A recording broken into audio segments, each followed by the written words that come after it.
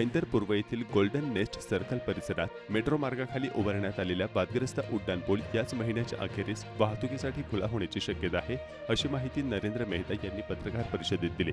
सुरुवातीपासूनच बॉटलनेक समस्येमुळे चर्चेत असलेल्या या 4 लेनच्या पुलावरून उतरताना रस्ता अचानक 2 लेनमध्ये येत असल्याने वाहतूक कोंडी आणि अपघाताचा धोका व्यक्त करण्यात आला होता.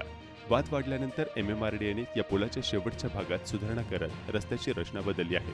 सुधारणा पुरेशा आहेत का याची तांत्रिक तपासणी इंडियन इन्स्टिट्यूट ऑफ टेक्नॉलॉजीकडे सोपवण्यात आली असून पुढील 8 ते 10 दिवसात अहवाल अपेक्षित आहे. अहवाल वेळेत मिळाल्यास त्यानुसार निर्णय होईल, अन्यथा नागरिकांची गैरसोय टाळण्यासाठी महिना अखेरीस पुलाचे उद्घाटन करण्यात येईल, असे मेहता यांनी स्पष्ट केले आहे. आमचं येऊ द्या हे आलं की आम्ही संबंधित विभागाला म्हणजे मुख्यमंत्री उपमुख्यमंत्री पाठवतील ही ब्रिज चालू करण्यासाठी आणि IITचा रिपोर्ट यासाठी की आता हा ॲक्सिडेंट होणार नाही, सेफ आहे. ते रिपोर्ट आल्यानंतर या सुरुवात होईल आणि नाही आलं तरी आमची मानसिकता आहे या महिन्याचा अखेरपर्यंत त्या ब्रिजला सुरुवात करायची होती. धन्यवाद.